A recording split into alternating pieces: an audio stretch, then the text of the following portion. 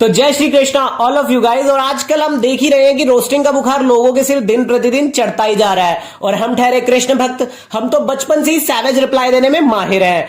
तो हमने सोचा क्यों ना हम भी आकर इस रोस्टिंग की नदी में अपने हाथ धो लेते हैं। और सैवेज रिप्लाई देने वाले आजकल न्यूज में भी काफी बने रहते हैं। जैसे कि आप अपनी नुपुर शर्मा जी को ही ले लीजिए, उन्होंने मौलाना की ऐसी बोलती बंद करी है सैवेज रिप्लाई देकर कि 56 इस्लामिक देशों के लोग और हिंदुस्तान के और न जाने कितने देशों के जिहादी जाहिल उनके पीछे पड़ गए हैं।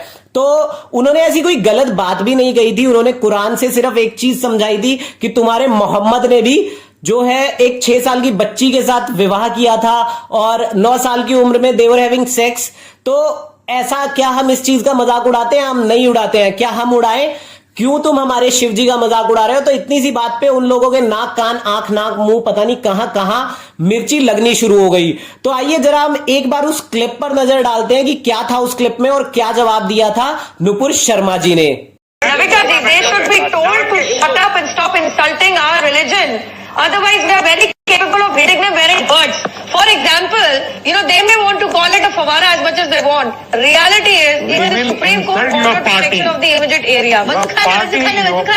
आजकल तो हमने देखा नहीं सड़कों पे, अरे आप छोड़ो, तुम्हारे उड़ते हुए घोड़े एंड अर्थ इज फ्लैट जो कुरान में आके लिखा है बकायदा, उसका मजाक बनाना शुरू कर दूं। 6 साल की बच्ची से प्यार करके 9 साल में you having sex with her, इससे प्रॉफिट मोहब्बत है बोलना शुरू कर दूं मैं? हाँ, earth is flat according to Quran 88:20। बकवास ना कीजिए, उड़ते हुए घोड़े पे बैठकर फोन हो जाइए।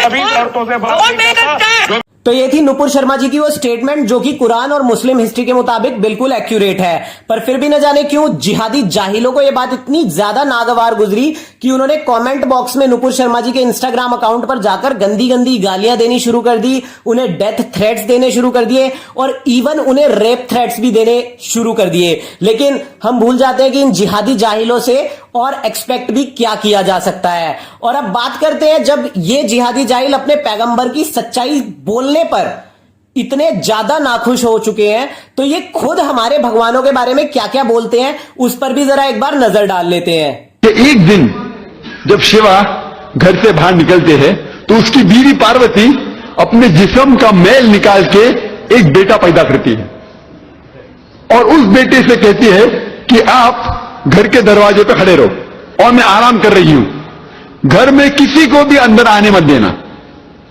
और कुछ दिन बाद जब शिवा अपने घर पे लौटता है और वो घर में दाखिल होना चाहता है तो ये लड़का उसे रोकता है, कहता है कि मेरी वालदा, मेरी मां आराम फरमा रही है, आप घर में नहीं जा सकते।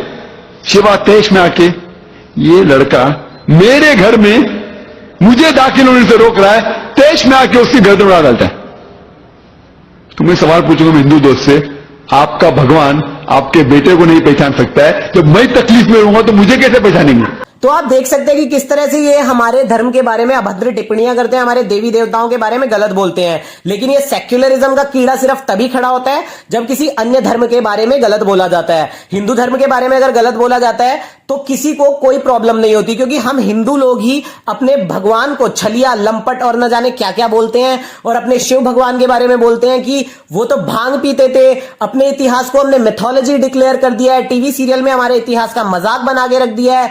कोई भी जो है किसी भी तरह से तोड़ मरोड़ के हमारे इतिहास को पेश कर देता है और हम लोग चुपचाप खड़े देखते रहते हैं। लेकिन अब हमारा एक कर्तव्य बनता है कि अगर हमारे इतिहास के साथ छेड़छाड़ की जाए तो हमें उसका विरोध करना होगा और इन लोगों को सबक सिखाना ही होगा। क्योंकि आगे ये नुपुर शर्मा जी को जिस तरह से डेथ थ्रेट दे रहे हैं, अगर हम उनके सपोर्ट में नहीं आते हैं तो इस तरह हमारे धर्म के लिए खड़ा होने वाला, हमारे देवी देवताओं के लिए खड़ा होने वाला इन फ्यूचर कोई नहीं रहेगा। तो हमारी ये ड्यूटी बनती है कि अगर ये लोग हमारा बॉयकॉट भी करते हैं, इंडिया का बॉयकॉट भी करते हैं, तो हमें कोई फर्क वैसे भी नहीं पड़ने वाला। क्योंकि इन जरा डिहाइड्रेशन की, रेगिस्तान की पैदाइशों से पूछो जाकर कि क्या खजूर जिंदगी भर खाते रहेंगे?